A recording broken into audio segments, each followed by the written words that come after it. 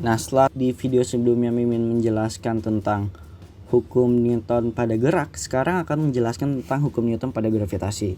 Dan seperti yang Mimin telah sebutkan bahwa Mimin ambil PPT ini dari punya orang, dan ini orang ini telah men-share di salah satu web. Berarti Mimin boleh menggunakannya sebagai bentuk pembelajaran aja ya, sebagai media pembelajaran. Nah, langsung aja kita mulai. Ini kompetensi inti, nggak usah. Kompetensi dasar kalian bisa baca sendiri, indikator bisa kalian baca sendiri. Nah, langsung kita masuk ke materi. Hukum gravitasi umum Newton. Nah, jadi hukum gravitasi Newton ini menjelaskan kalau misalkan ada dua benda ini didekatkan, maka dua benda itu akan mengalami aksi reaksi. Bukan aksi reaksi sih, tarik menarik. Nah, maksud tarik menarik yang nilainya itu adalah G M1 kali M2 per R kuadrat.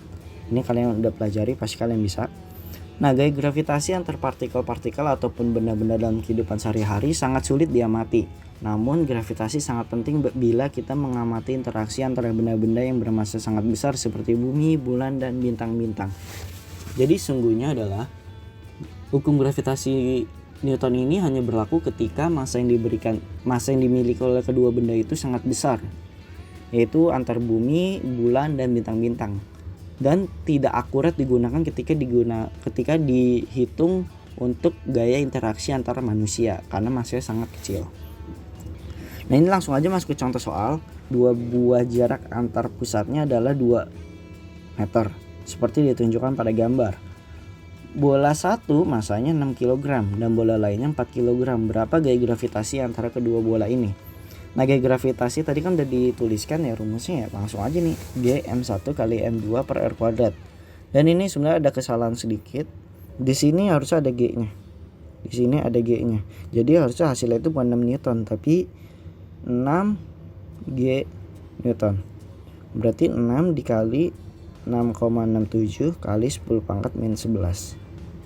Oke, nilai gravitasi ini konstanta G itu 6,67 kali 10 pangkat min 11. Oke, langsung masuk ke hukum gravitasional. Ini berbunyi bahwa gaya gravitasi antar kedua benda merupakan gaya tarik menarik yang besarnya berbanding lurus dengan massa masing-masing benda dan berbanding terbalik dengan kuadrat jarak antar keduanya. Ingat, berbanding terbalik kuadrat, beda dengan berbanding terbalik aja. Kalau kuadrat berarti nanti R itu dikuadratkan. Ini sama kayak tadi. Oke, jadi secara sistematis tadi rumus itu G M1 M2 per R kuadrat. Jadi Mimin mau menekankan bahwa gaya gravitasi yang dihasilkan oleh kedua benda, maka gaya F1 sama F2 nya itu nilainya sama. Oke, jadi nilainya itu sama. Ini kalian baca sendiri aja, sama aja. Nah, kita masuk ke kuat medan gravitasi. Kuat medan gravitasi ini sebenarnya rumusnya sama aja kayak gravitasi. Kalau tadi gravitasi itu rumusnya M-nya itu ada 2, sekarang kita gunakan M-nya itu hanya 1. Misalkan M-nya itu M bumi. Maka ketika kita menghitung gravitasi bumi dengan menggunakan massa bumi dan jari-jari bumi, maka kita akan dapatkan nilai berkisaran antara 9,81 meter per second kuadrat. Contoh medan magnet bumi sebenarnya ini nggak terlalu ngaruh sih, karena kan kita membahas tentang medan gravitasi. Ini medan magnet, jadi kita skip.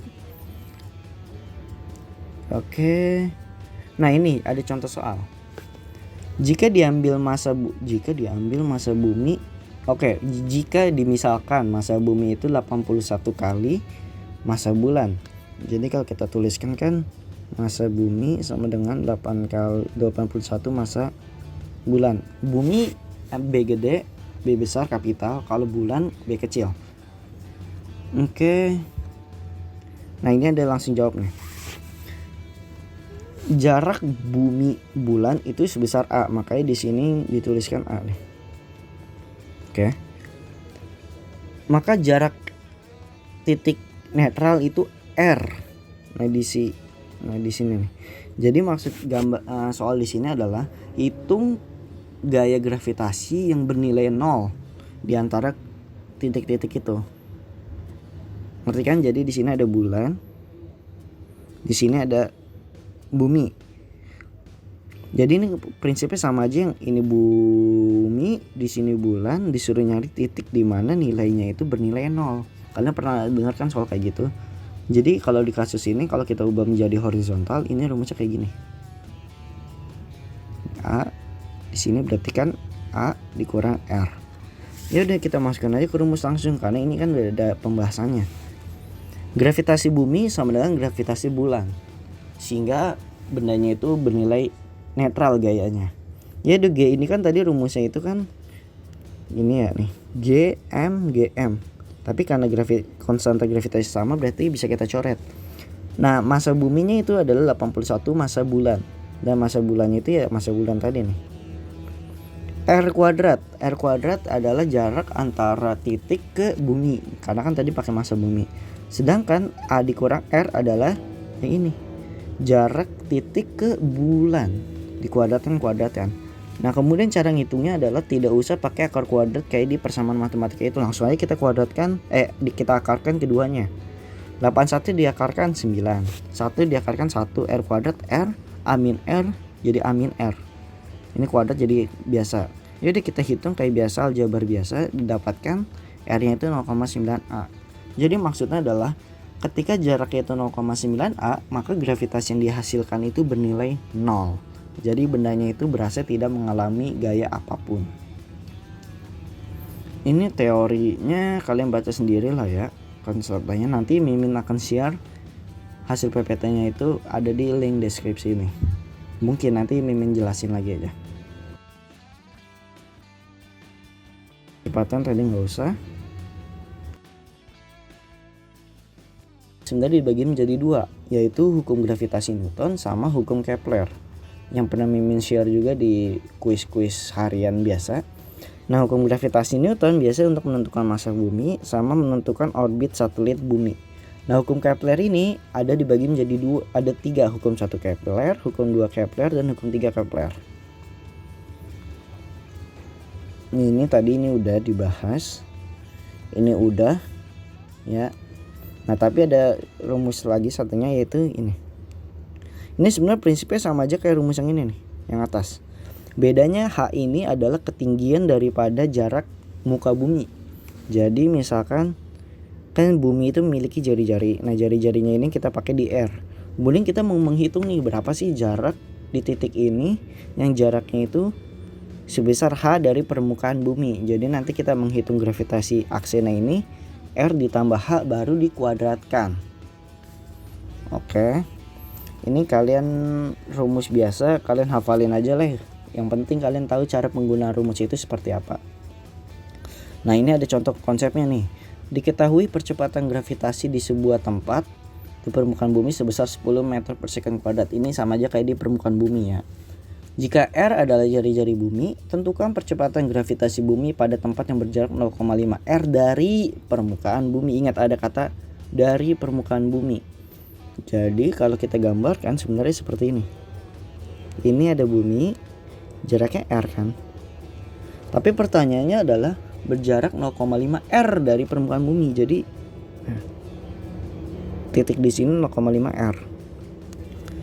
Karena tadi gravitasi itu rumusnya Gm per R kuadrat, kan kita menggunakan planet yang sama, maka M nya kita coret, G nya kita coret, sehingga G nya ini sebenarnya berbanding terbalik sama R kuadrat. Jadi di sini rumus dasarnya tuh G1 per G2 sama dengan R2 per R1 dikuadratkan. Nah, ketika disederhanakan nanti jadinya ini sama ya. Nanti kita masukin R1 nya itu adalah jarak yang tadi yang 10 meter per second, jarak itu R. Nah, R2 nya kenapa 1,5 R? Nah, ini banyak yang salah nih. Jadi untuk menghitung gravitasi ini selalu kita hitung dari pusat massa bumi, itu dari tengah sini.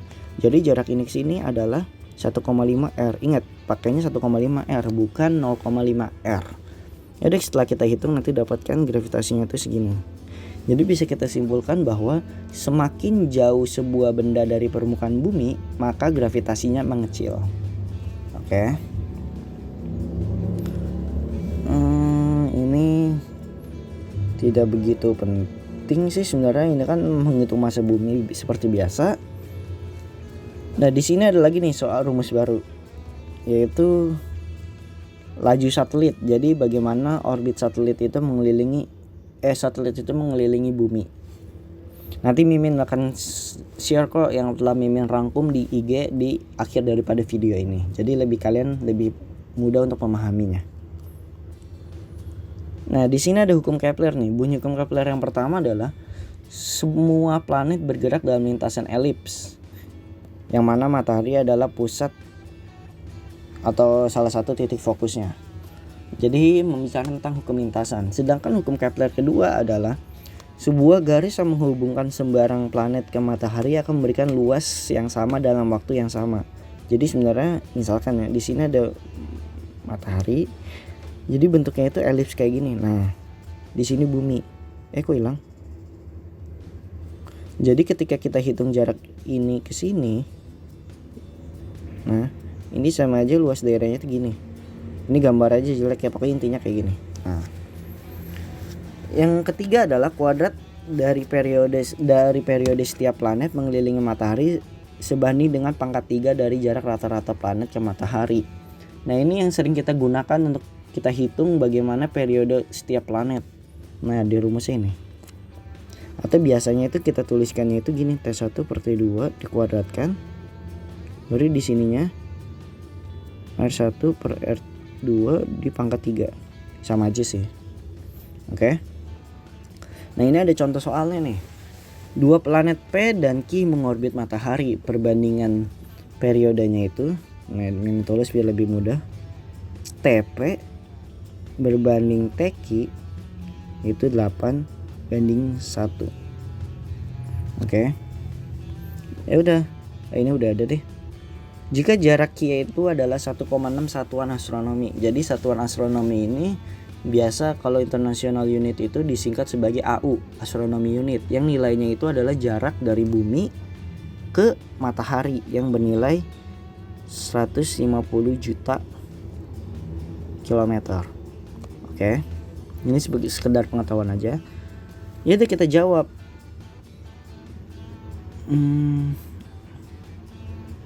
Tentukan jarak planet P ke matahari. Ini pembahasannya sebenarnya agak kurang tepat nih. Kan harusnya dikuadratkan ya. Jadi oke, kita nggak usah lihat pembahasan dari situ, kita bahas aja. Kan tadi rumusnya ini berarti T1 per T2 kita kuadratkan sama dengan R1 R2 kita pangkat 3. T1 nya ini kan 8:1 ya. Ya benar. 8:1 dikuadratkan sama dengan R1 nya.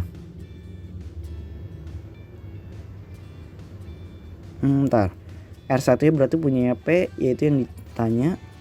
R2 nya itu 1,6 pangkat 3.